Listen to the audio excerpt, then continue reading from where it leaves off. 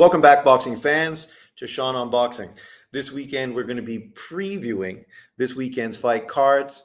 Obviously, there's a big fight card from Top Rank, ESPN, and then there's a few other smaller cards, but worth paying attention to. So stay tuned. We're going to talk about that when we come back.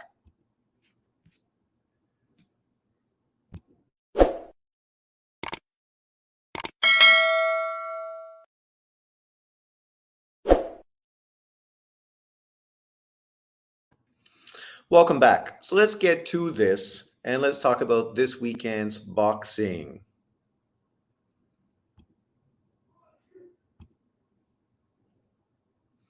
Okay. There we go. So a big fight card this weekend is mostly this headline fight with William Zepeda, who's going to be fighting Giovanni Cabrera. People may remember Cabrera, who just recently fought Isaac Cruz and gave Isaac Cruz a very good fight, went the distance with him, gave him some problems. Obviously, after that, we saw Isaac Cruz move up to 140 pounds and take on Rolly Romero to become a WBA world champion. For Cabrera, this is his first bounce back fight after that loss. He's going to be fighting one of the hottest fighters in boxing today in William Zepeda.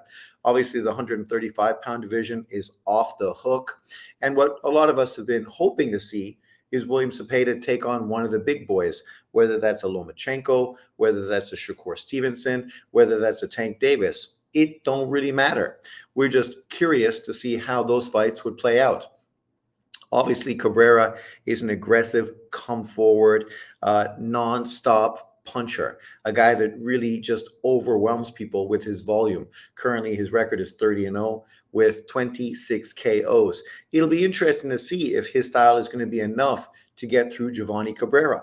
Cabrera at one time was a highly regarded prospect, a guy that was a very good boxer, mover, taller fighter, was able to fight behind his long jab and had very good legs. And of course, we saw him utilize these skills when he fought the much shorter Isaac Cruz and gave Cruz a lot of problems. Cruz had a hard time hunting him down and getting to him. Thus, the fact that he beat him, but he did not stop him. He did not dominate him. He did not crush him like some people actually thought might happen. The question here is, William Zepeda going to be able to do a better job, a more convincingly job against Giovanni Cabrera? And that's what this is. It's mostly a comparison to see how this pressure fighter does against this fighter compared to that pressure fighter. We know that obviously Isaac Cruz has moved up, become a world champion, and really gotten a lot of attention and a lot of praise, specifically from Mexican boxing fans. So for William Zepeda, he's hoping to sort of start getting the same kind of push, the same sort of attention. We might actually get to see him fight against WBO champion and become a world champion somewhere down the road. It'll be interesting to see how these things all unfold. Let's just take a quick peek at these rankings right now. So here's the current rankings. WBC, Shakur Stevenson; WBA, Gervonta Tank Davis; IBF, Vasily Lomachenko; and WBO, Dennis Branchek. You can see that Zepeda is the #1 mandatory across the board for all four of these champions. We know that Top Rank potentially might try to make the Keyshawn Davis-Dennis Branchek fight, obviously because they're Top Rank and they're going to be more interested in pushing their fighter forward and potentially give Top Rank, excuse me, 3 of the 4 world champions in this weight division. What we did hear previously, and I don't know if this is still going to be put forward by the IBF, but what the IBF said, they said that the winner of Kambosos Lomachenko would have to fight Zepeda, their mandatory, since it was a vacant title they were winning. They were obligated to fight 2 fighters to solidify themselves as the IBF champion. Obviously, if what we hear about Tank Davis fighting Lomachenko for unification happens, then we know that obviously Tank Davis and Lomachenko are going to be off the table because unification does trump mandatory. And in that case, then you have either a Shakur Stevenson, who's fighting this weekend, and we're going to be talking about his fight a little later on in this video, and obviously Dennis Branchek, who Keyshawn Davis is also fighting on that top ranked card this weekend as well. And there's been talk about him potentially getting that fight. So to be curious to see what exactly happens to Golden Boys fighter William Zepeda. Is he going to sort of be skipped over, looked past, and dodged, ducked, and avoided? Or is he going to be able to get a world title? Right? Obviously, for him, it'd be a great opportunity for him to fight a guy, say, like Dennis Branchek. Most people would favor him to beat Dennis Branchek probably pretty easily. And then once he became the WBO champion, now, of course, he's right up there with the other three kings. And eventually, one of those guys are going to have to face him, which potentially is his highlight position in his career. If he's able to beat whoever it is, that's a legacy fight, and obviously puts him in the conversation for one of the best fighters, not just in the lightweight division, but one of the best fighters in boxing today. So we'll see how that works out. Obviously, I think he's a very exciting fighter. Obviously, he doesn't have all the bells and whistles that some fighters have, but nonetheless, he's a very entertaining fighter with a very crowd-friendly style. So we'll see what he does against Giovanni Cabrera. What was my prediction? Let me quickly look at my phone. Why doesn't this fucking battery charge my phone? Temperamental piece of shit. So here we go. Fantasy boxing predictions. So I scroll down, and there I have it. So I predicted that William Zepeda would stop Cabrera in the 11th round. Obviously, I do know Cabrera is a very tough fighter, but I do think that potentially Zepeda's pressure will eventually make him succumb. And I did predict a late stoppage from him. And that would be a fantastic victory if he was able to do it. Obviously, a lot of casual U.S. boxing fans probably wouldn't give him that much credit, but you got to put it in context. Context is key.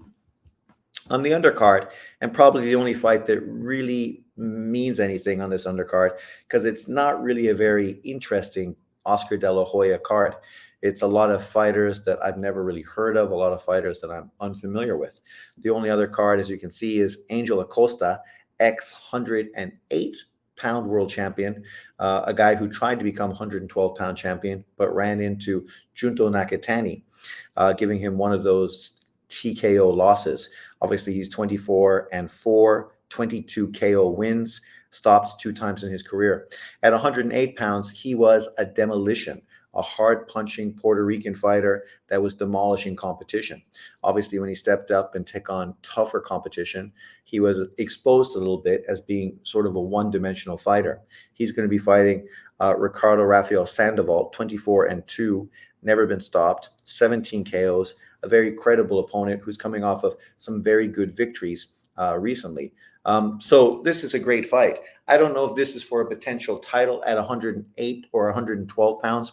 We do know that some titles are vacant right now, and maybe the winner of this fight is eventually going to be possibly a Sonny Edwards opponent. But it's a good scrap.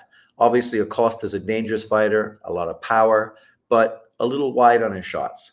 And then you got Sandoval, the tough Mexican fighter, obviously a guy who's been fighting very well recently. So it should make for a very, very entertaining fight, a true 50-50 fight.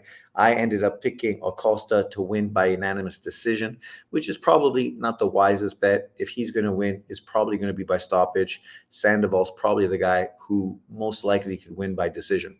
So maybe I should change my prediction. But I've already made it, so I will stick to it. But let's move on to one of the other fight cards this weekend. Obviously, this is the bigger one, the better one, and that is the Top Rank ESPN card.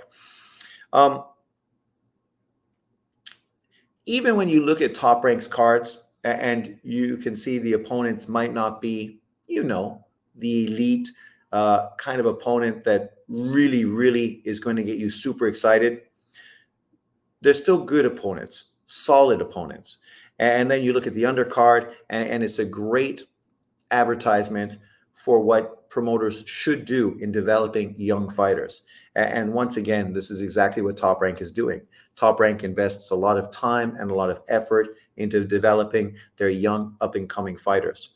And then they put them in position to win world titles in multiple weight divisions, to unify titles. So when people talk about Top Rank not really knowing how to promote black fighters and not doing a good job with black fighters, I shake my head and I think, what do you mean? Right now, currently, you got Shaquie Foster, who became a champion, not with Top Rank, but with the PBC, but obviously has now come over to ESPN and started fighting regularly, getting a lot of opportunity to showcase himself. They're really putting him in a position to get more money and capitalize on his world title. He wasn't fighting this much when he was with the PBC. Then, of course, you have Shakur Stevenson, who currently is a guy that's a three-weight world champion, was unified at 130 pounds, a guy that obviously is considered a pound-for-pound top 10 fighter in boxing, right? And the guy many people think is going to be one of the best fighters in boxing for the next 10 years. But yet Top Rank is doing him bad. Like, I don't understand that rationale when this guy has won two vacant titles, one at 126 pounds, one at 135. He got those titles, thank you very much, Bob Arum, Top Rank. If it wasn't for his promoter, he would not be in position to get those fights. Probably some other fighter who's promoted by a promoter that's, got a lot of leverage and pull would have had those opportunities instead of him. But because he was with Top Rank and ESPN, like Bud Crawford, like Floyd, like Oscar De La Hoya, like Manny Pacquiao, like Vasily Lomachenko, right? These fighters are consistently put in positions to win titles. People criticize Lomachenko for continuously getting opportunities, but this is what Top Rank and Bob Arum consistently do with everyone. Navarrete just had a chance to become a four-weight world champion, right? So when people try to make this into a race topic, I just shake my head and think, you guys are fucking delusional. You obviously don't pay attention to what Top Rank does, because right now you can look at the perfect example of Keyshawn Davis, who's on this card as well. He's fighting his second very solid opponent after obviously his big name opponent in Pedraza in his last fight. And right now he's right in line to get a world title fight with WBO champion Dennis Branchek, a fight that the majority of people would favor him to win. And this young guy, this silver medal Olympian, would, like Shakur Stevenson, through the WBO, be given an opportunity to become a world champion very early in his career. But somehow Top Rank is not treating their black American fighters properly. If making them world champions so they justifiably make more money and get more opportunity is not treating them well, I can only imagine what all these other boxers in the world who don't get world title opportunities feel. But let's move through it. If you look at this card, it's very good. Shaquie Foster is fighting Robertson Kansakau. It's a very good fight. Obviously, Shakur Stevens, we see him right here facing Artem Haratunian. And this is a bit of a disappointing opponent, only in the fact that Artem is coming off of a loss versus Frank Martin. It was a competitive loss, but going into that fight, nobody knew who this European fighter was. He was a German fighter with only 12 professional fights, getting an opportunity to fight a top 10 lightweight in Frank Martin in a fight that nobody was excited about because literally nobody knew who that opponent was. Now for Shakur Stevenson, this is his last fight under Top Rank's contract. They're giving him a very good opponent to highlight himself and showcase his ability, right? A guy who is good, but not that good. A guy that Frank Martin beat, even though he didn't perform that well. So a guy like Shaquie Foster should take this kid apart. And that's what really most people expect to happen. People do think that Shakur Stevenson is going to take this kid apart. I have Shakur winning by unanimous decision, but that's because that's the smart bet in a prediction league. I would not be surprised if Shakur stopped this guy, right, and made a big statement and definitely sort of won back some of the fans he lost after his last disappointing performance. And people are critical when people get disappointed on fighters' performances. But this is the way sports are. When you're doing great, fans are loving it. When you're underperforming, fans are critical. I'm a England fan, and right now England is in FA Cup. They're in an easy group. They should easily make the finals. They might not win the FA Cup, but they should easily get to the finals and play either Germany, Portugal, France, or Spain. People are favoring Spain to win, but Germany is obviously the host country. So don't be surprised if they end up being there. So for England, they have an easy path, but yet fans are critical because of how bad they've been performing.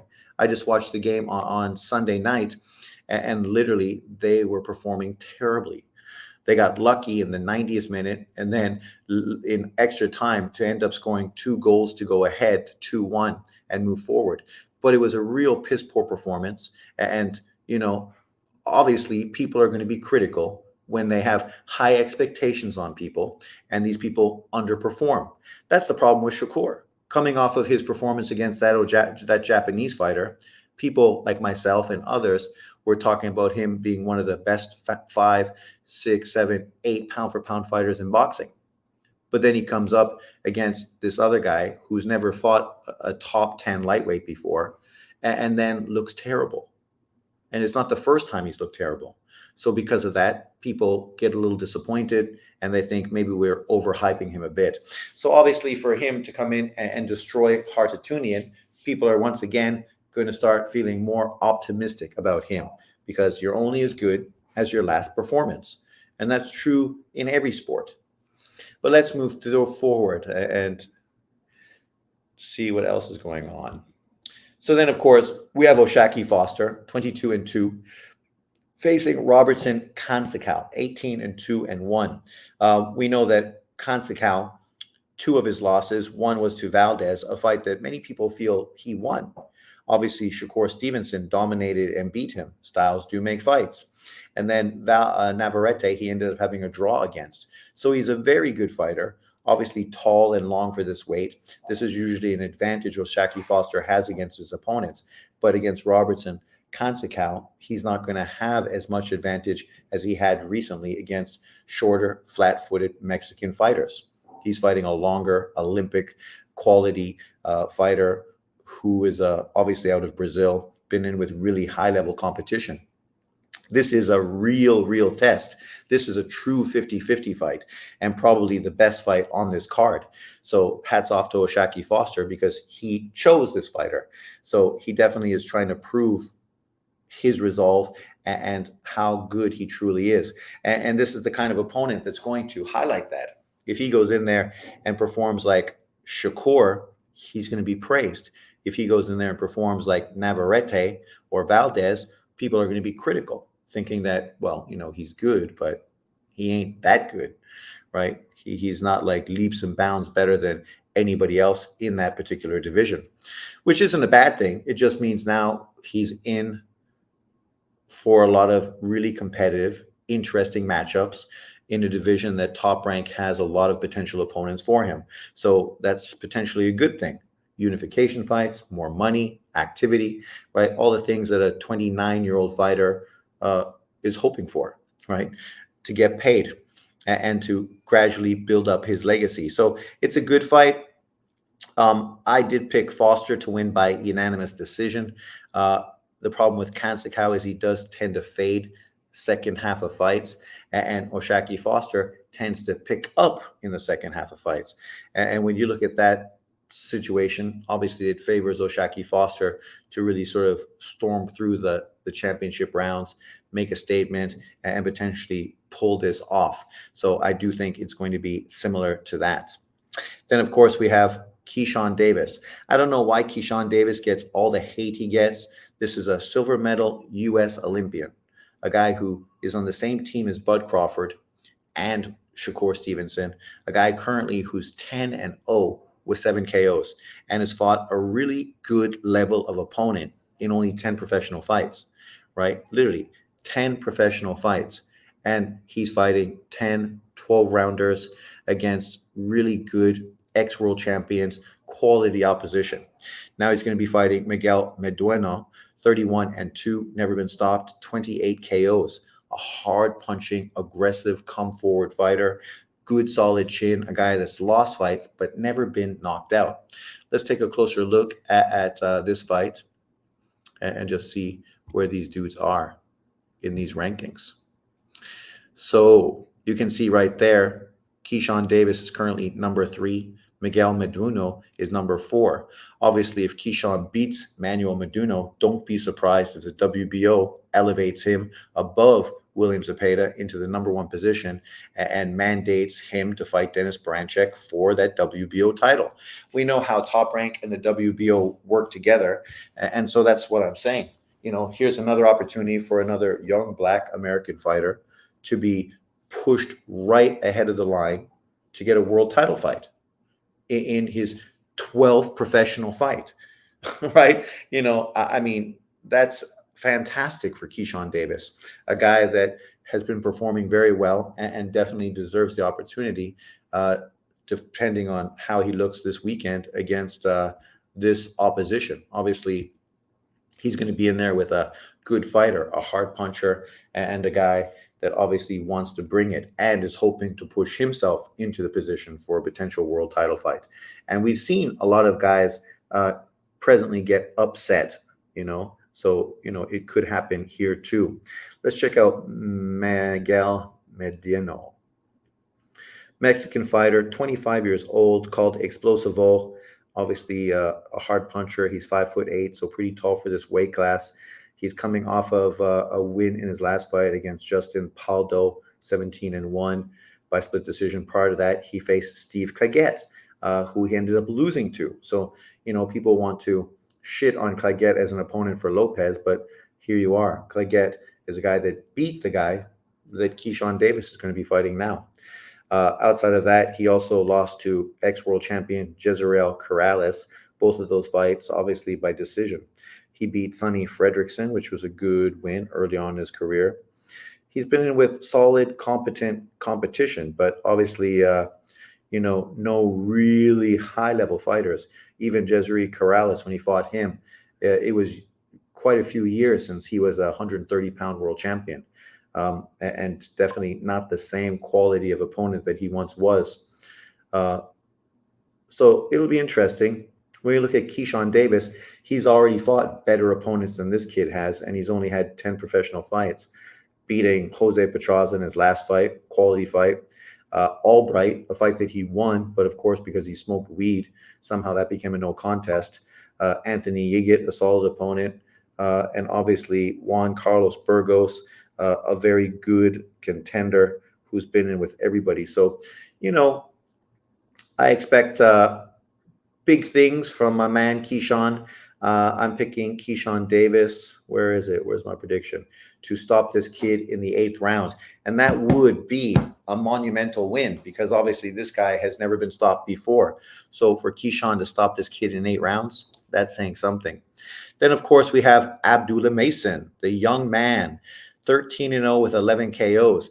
I mean, it's funny that people are so quick to not give Keyshawn Davis credit, but they're so quick to give Abdullah Mason credit. And I praise Abdullah Mason, but these two kids are on completely different trajectories right now.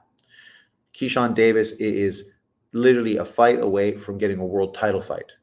Abdullah Mason is still fighting 8-rounders, right? Obviously, this opponent he's facing is by and far the best opponent he's been in with, in Louis Lebron.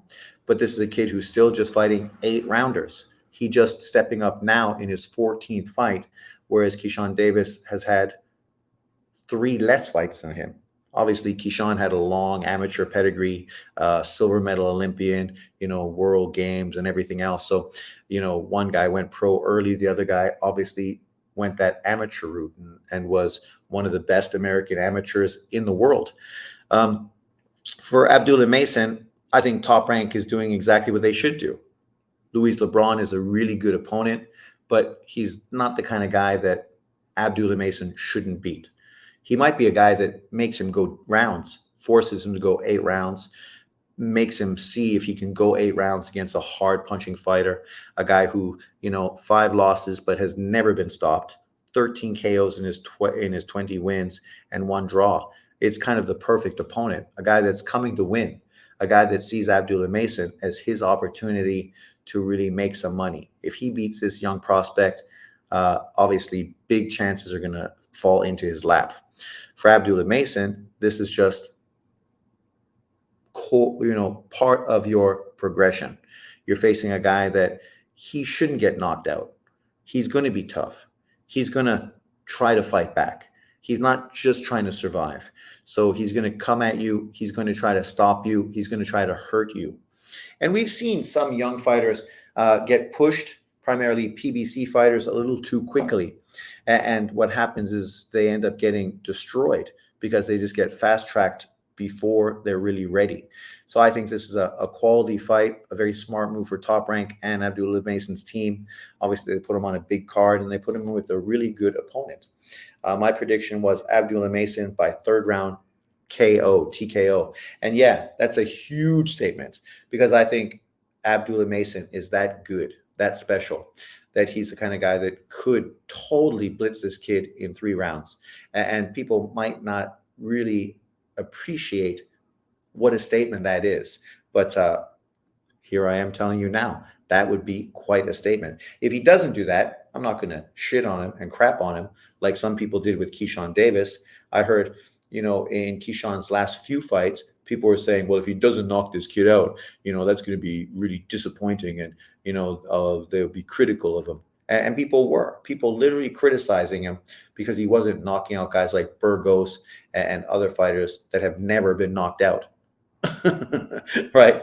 But they're just looking for ways to try to shit on Keyshawn Davis. I ain't trying to shit on Abdullah Mason. If he wins convincingly by decision, it's still going to be the best win on his resume. Really good win.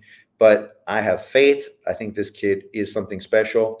And I do see him going on and making quite a statement in this fight. And that would be a statement, a big statement. When we look at Louis LeBron, let's just check him out a little closer. So Louis LeBron, Puerto Rican fighter, tough, 31 years old, 5'8.5", right? His losses, obviously, he's coming off of 2 wins in his last 2 fights, but not against really great opposition.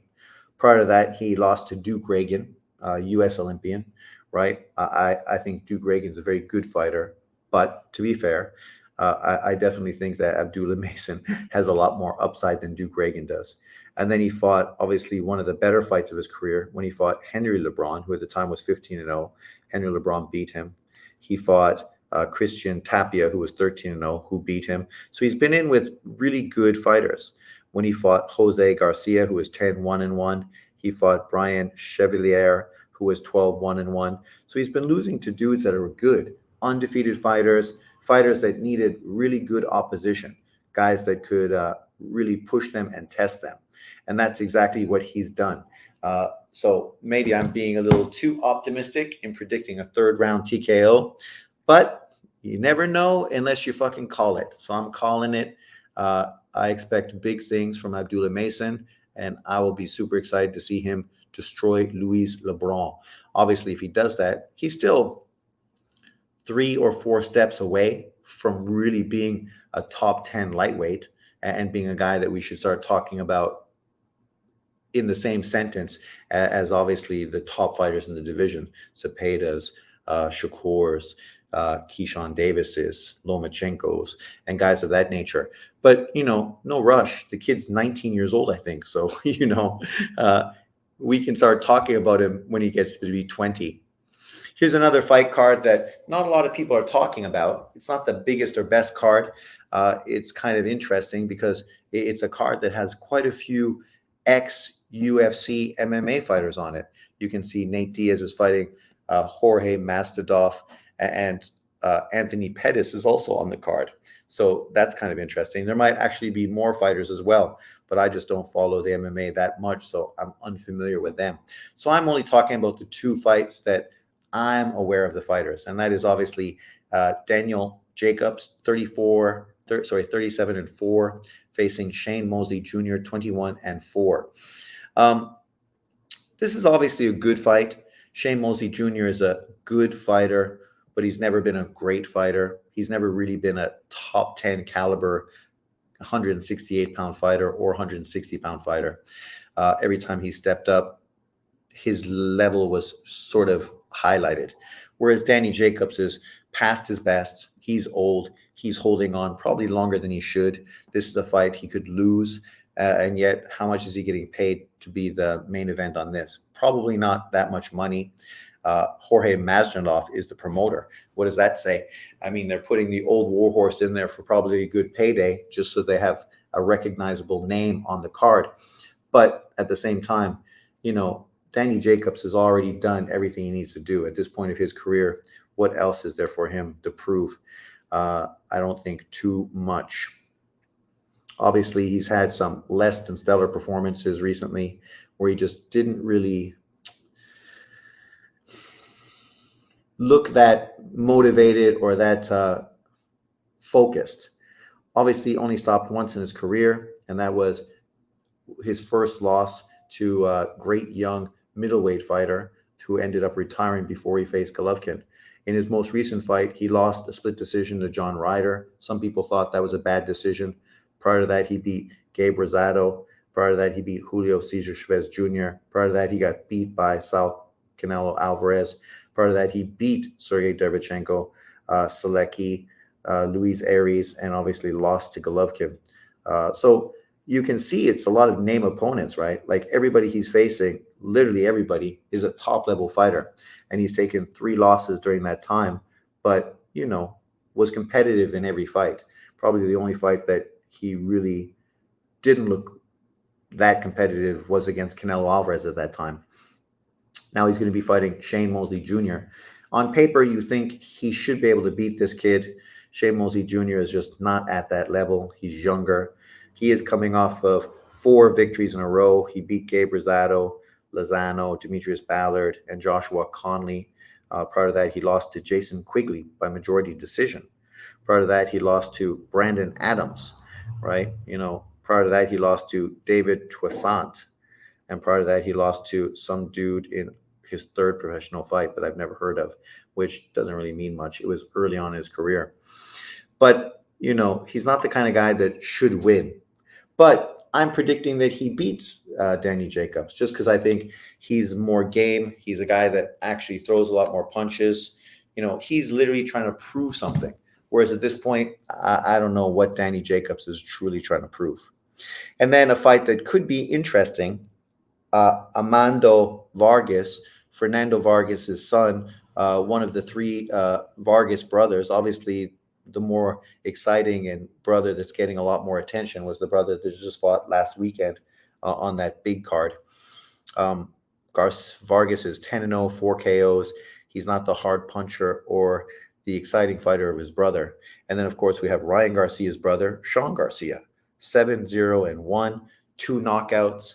Obviously, the younger brother of Ryan Garcia, a guy living in the shadow of his brother, who obviously is a far more dangerous fighter, serious power. Obviously was a better amateur and obviously has been a much better pro. Sean Garcia, for him, I can see this really being that pinnacle fight of his career. Both him and Vargas are West Coast kids. They both grew up in the West Coast boxing scene. They probably ran into each other a lot, and that's probably why this fight's happening. There's probably really a level of rivalry between Garcia and Vargas. Vargas, obviously, his dad was a superstar fighter. Sean, his brother, is kind of a superstar boxer right now, right? Who's a bit of a fucking twat and fucking hard to listen to, kind of like Fernando Vargas was back in the day as well. He was also a big mouth.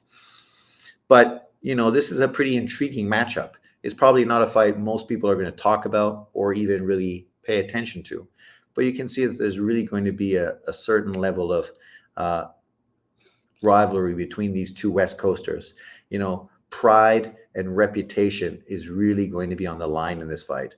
The guy that walks away the winner here may never go on to be a top contender or world champion, but this is literally going to be, that moment in their career where they can walk through California and be like, man, I kicked that fucker's ass, right?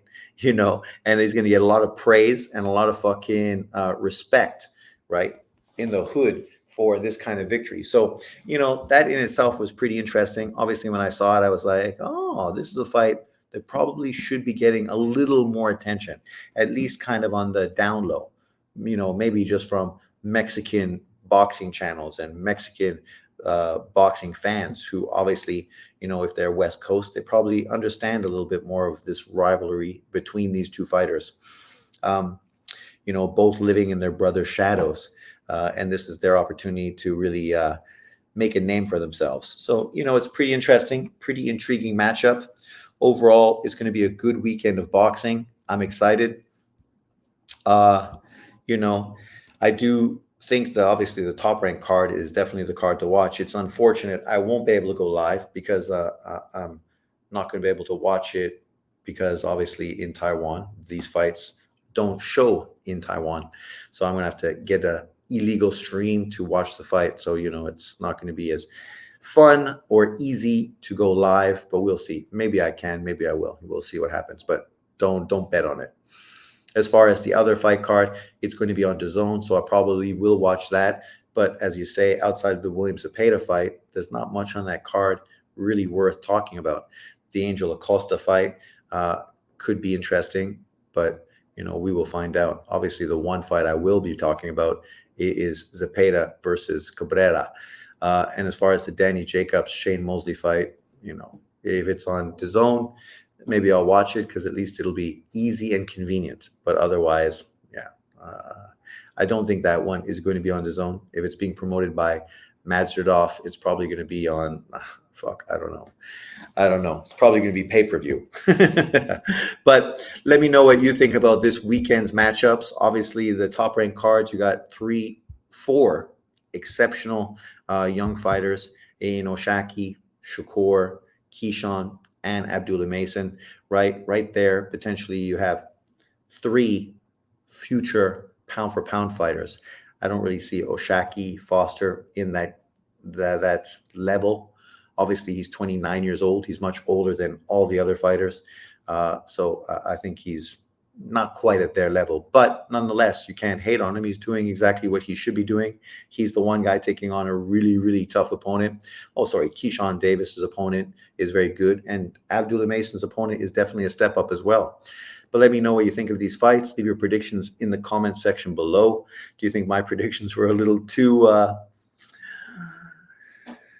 excited, or can you see my enthusiasm? Let me know in the comment section below. Thanks everybody for watching. Remember to like, subscribe, and share, and I will see you later.